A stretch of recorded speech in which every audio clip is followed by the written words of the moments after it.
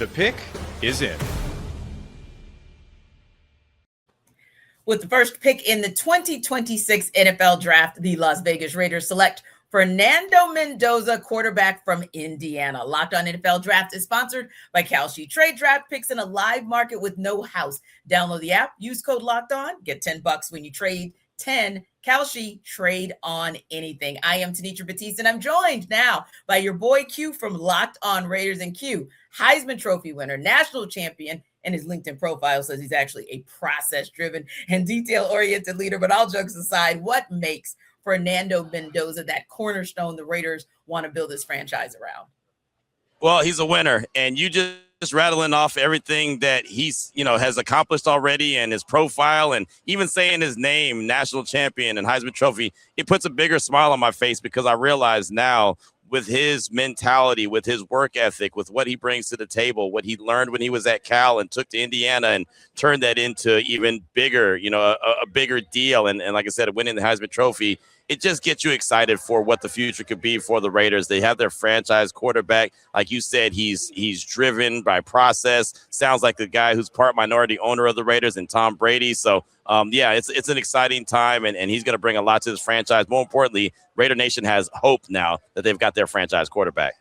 Hope indeed. And since you mentioned Tom Brady, having mentors like Tom Brady in the building and Kirk Cousins, whom we'll talk about a little bit later, but how helpful is it to have those kinds of guys in that building to help Mendoza get ready for his rookie season?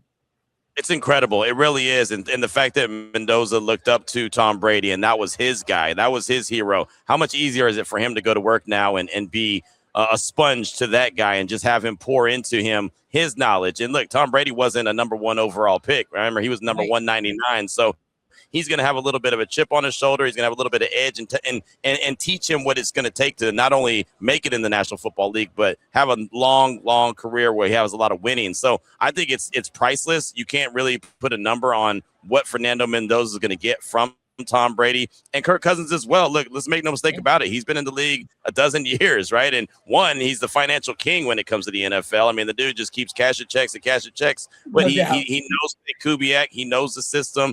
He played really well in Minnesota when Clint Kubiak was the offensive coordinator. So he's going to be able to not necessarily teach Fernando Mendoza, like, this is what you have to do and this is what this means. But he'll be able to be that example. And Fernando Mendoza is a student, so he's going to study what Kirk Cousins does, and that's going to help him transition to being a pro. Yeah, and I think Kirk Cousins bringing in that experience, as you mentioned, from the Vikings, even here in Atlanta with a little mentoring, albeit a little bit of an awkward situation, but some mentoring of a young guy in Michael Penix Jr., I think that helps to kind of set the stage for Mendoza. And as you mentioned, having the relationship with Kubiak already speaks volumes for Kirk Cousins. Now, with the Raiders drafting Mendoza and having a quarterback whisperer like head coach Clint Kubiak, a quarterback's coach in Mike Sullivan, what do you think the focus is going to be in year one in terms of development? I think it's going to be all about just getting comfortable, understanding the position, understanding what it means to be a pro, understanding what it means to be the starting quarterback in the National Football League, where all eyes are on you. And you know how it is. It's going to be, he's going to get all the praise or he'll get all the blame. It's one way or the other. It's no middle grounds, right? It's not going to say, well, the defense wasn't very good, or the offensive line didn't know. It's going to be Mendoza this, Mendoza that. So he's going to have to learn what that's all about, with the good and the bad. But the good thing is he's got it between the ears. I mean, he really does. The dude is so sharp and he's so intelligent, and he's going to be able to handle all the X's and O's, picking up the playbook. Like, I have no worries about that at all. It's just, how do you manage a work week? How do you go to rehab? When do you go to, rehab and get the treatment on your body? When do you do this? When do you do that? Stuff like that he's going to have to learn, the little nuances, but I think he's going to be just fine. And again, he's a student of the game.